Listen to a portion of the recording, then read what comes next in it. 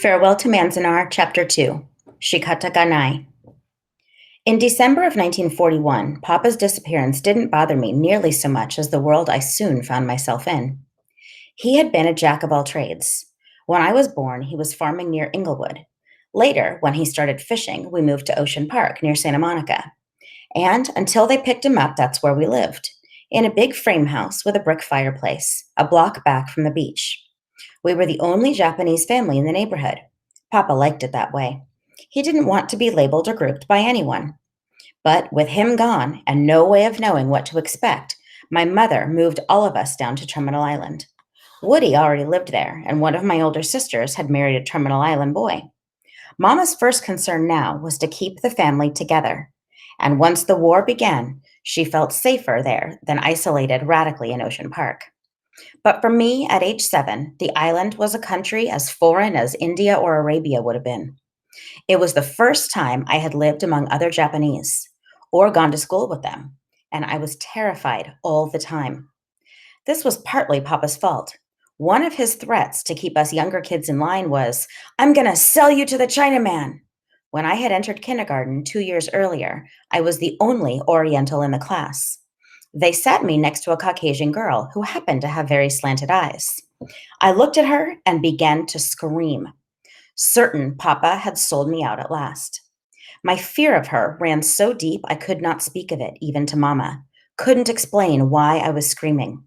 For 2 weeks, I had nightmares about this girl, until the teachers finally moved me to the other side of the room. And it was still with me, this fear of Oriental faces, when we moved to Terminal Island.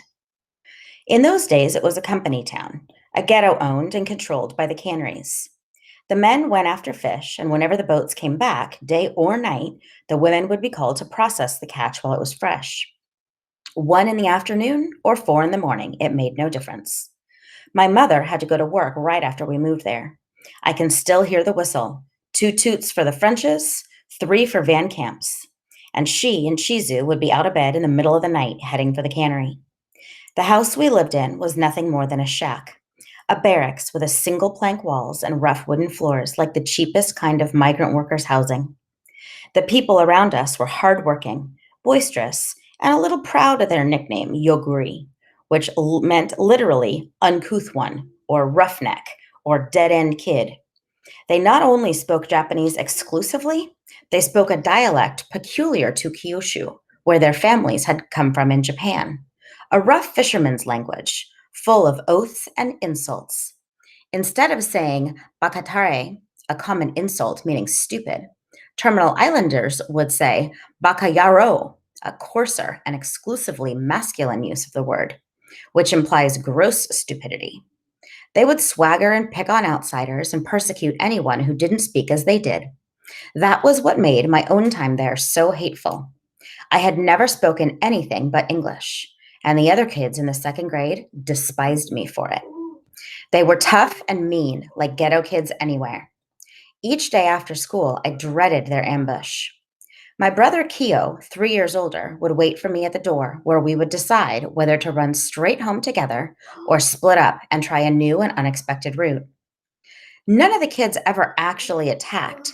It was the threat that frightened us, their fearful looks, and in the noises they would make, like miniature samurai, in a language we couldn't understand. At the time, it seemed we had been living under this reign of fear for years. In fact, we lived there about 2 months. In late February, the Navy decided to clear Terminal Island completely. Even though most of us were American born, it was dangerous having that many Orientals so close to Long Beach Naval Station, on the opposite end of the island. We had known something like this was coming, but like Papa's arrest, not much could be done ahead of time. There were 4 of us kids still young enough to be living with Mama, plus Granny, her mother, 65 then, speaking no English and nearly blind. Mama didn't know where else she could get work, and we had nowhere else to move to. On February 25th, the choice was made for us. We were given 48 hours to clear out. The secondhand dealers had been prowling around for weeks, like wolves, offering humiliating prices for goods and furniture they knew many of us would have to sell sooner or later. Mama had left all but her most valuable possessions in Ocean Park, simply because she had nowhere to put them. She had brought along her pottery, her silver, heirlooms like the kimonos Granny had bought from Japan, tea sets, lacquered tables, and one fine old set of china, blue and white porcelain, almost translucent.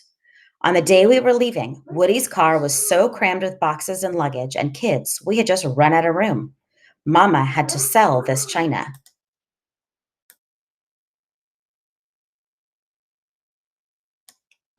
One of the dealers offered her $15 for it. She said it was a full set for 12 and worth at least 200. He said 15 was his top price. Mama started to quiver. Her eyes blazed up at him. She had been packing all night and trying to calm down Granny, who didn't understand why we were moving again and what all the rush was about. Mama's nerves were shot, and now Navy Jeeps were patrolling the streets. She didn't say another word. She just glared at this man, all the rage and frustration channeled at him through her eyes. He watched her for a moment and said he was sure she couldn't pay more than $17.50 for that china. She reached into the velvet case, took out a dinner plate, and hurled it at the floor right in front of his feet. The man leaped back, shouting, Hey, don't do that! Those are valuable dishes! Mama took out another dinner plate and hurled it at the floor. And then another and another, never moving, never opening her mouth, just quivering and glaring at the retreating dealer, with tears streaming down her cheeks. He finally turned and scuttled out the door, heading for the next house. When he was gone, she stood there, smashing cups and bowls and platters until the whole set lay in scattered blue and white fragments across the wooden floor. The American Friends Service helped us find a small house in Boyle Heights, another minority ghetto in downtown Los Angeles, now inhabited briefly by a few hundred Terminal Island refugees. Executive Order 9066 had been signed by President Roosevelt, giving the War Department authority to define military areas in the western states and to exclude from them anyone who might threaten the war effort. There was a lot of talk about internment or moving inland or something like that in store for all Japanese Americans.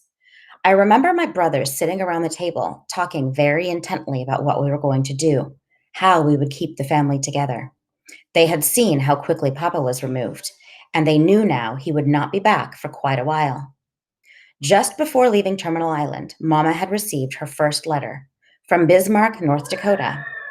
He had been imprisoned at Fort Lincoln in an all-male camp for enemy aliens. Papa had been the patriarch. He had always decided everything in the family.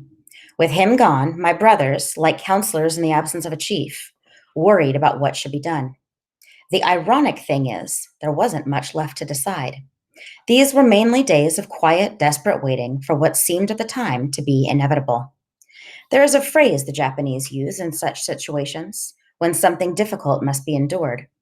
You would hear the older heads, the Issei, telling others very quietly, Shikata ga nai. It cannot be helped. Shikata ga nai. It must be done. Mama and Woody went to work packing celery for a Japanese produce dealer. Kyo and my sister May and I enrolled in the local school. And what sticks in my memory from those first few weeks is the teacher. Not her looks, her remoteness. In Ocean Park, my teacher had been a kind, grandmotherly woman who used to sail with us in Papa's boat from time to time, and who wept the day we had to leave. In Boyle Heights, the teacher felt cold and distant. I was confused by all the moving and was having trouble with the classwork, but she would never help me out. She would have nothing to do with me. This was the first time I felt outright hostility from a Caucasian. Looking back, it's easy enough to explain. Public attitudes towards the Japanese in California were shifting rapidly.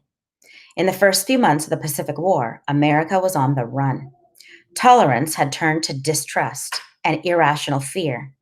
The 100-year-old tradition of anti-Orientalism on the West Coast soon resurfaced, more vicious than ever.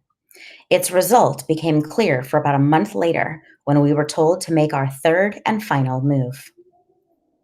The name Manzanar meant nothing to us when we left Boyle Heights. We didn't know where it was or what it was. We went because the government ordered us to. And in the case of my older brothers and sisters, we went with a certain amount of relief. They had all heard stories of Japanese homes being attacked, of beatings in the street of California towns. They were as frightened of the Caucasians as Caucasians were of us.